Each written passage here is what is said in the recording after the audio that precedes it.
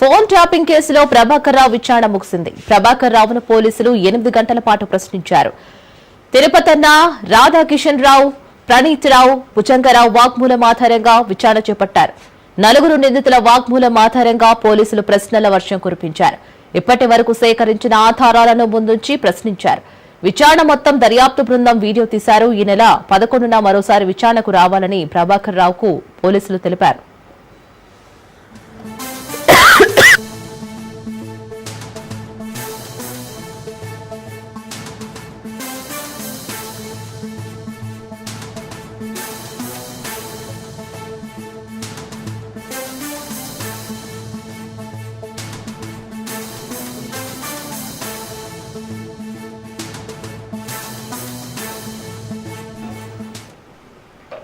ఇదే విషయానికి సంబంధించి మరింత డీటెయిల్స్ మా ప్రతినిధి రత్నకుమార్ అందిస్తారు. రత్నకుమార్,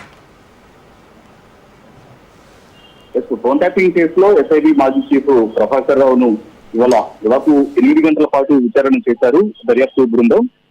8 గంటల పాటు కొనసాగినటువంటి విచారణలో ఆయన యొక్క స్టేట్మెంట్ ను రికార్డ్ చేశారు. అనేక కీలక ప్రశ్నలు సంధించిన అనంతరం ఎప్పుడు విచారణకు పిలిచినా అందుబాటులో ఉండాలని ప్రభాకర్ రావుకు ఆదేశాలు జారీ చేశారు.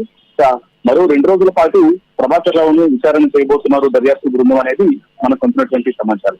అయితే ఈ నెల 11న మరోసారి విచారణకు రావాలి అంటూ ప్రభాకర్ రావును పోలీసులు కోరడంతో ఆయన మరొకసారి 11వ తేదీన విచారణకు హాజరు కావాల్సి ఉంటుంది. ఇదిలా ఉంటే ఇప్పటికే ఫోన్ ట్యాపింగ్ కేసులో అనేక కీలకమైనటువంటి ప్రశ్నలను అడగడం జరిగింది.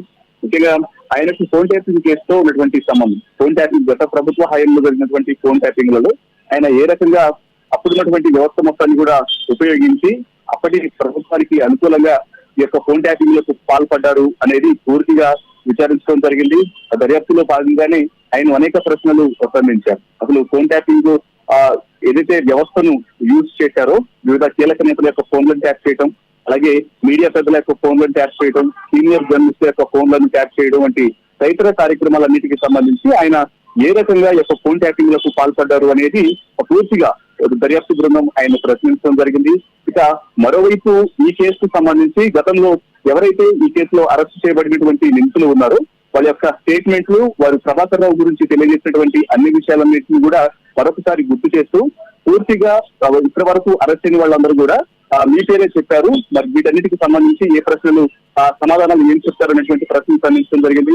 వాటన్నిటికి కూడా కొంత ప్రభాకర్ రావు మౌనం వహిస్తూనే మరి కొన్ని వాటికి సమాధానం చెప్పి ఫోన్ ట్యాపింగ్ లో తన ప్రమేయం లేదన్నటువంటి విషయాన్ని ఆయన తెలియజేసినట్లు కూడా మనకు సమాచారం ఉంటుంది. ఏదేమైనప్పటికీ సుదీర్ఘంగా 8 గంటల పాటు ఉదయం 11:40 నుంచి కొద్దిసేపటి క్రితమే ఆ యొక్క విచారణ ముగిసింది. మొత్తం 8 గంటల పాటు ఈ యొక్క విచారణ అనేది కొనసాగింది. రేపు 11వ తేదీన మరొకసారి విచారణకు రావాల్సిందిగా దర్యాప్తు బృందం ప్రభాకర్ రావుకు ఆదేశాలు జారీ చేయడంతో విచారణ ముగిసిన అనంతరం ఆయన తిరిగి మన వెహికల్లో వెళ్ళిపోయారు.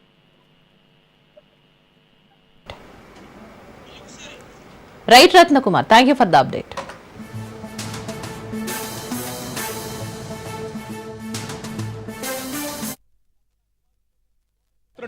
దృశ్యాలను చూస్తున్నాం.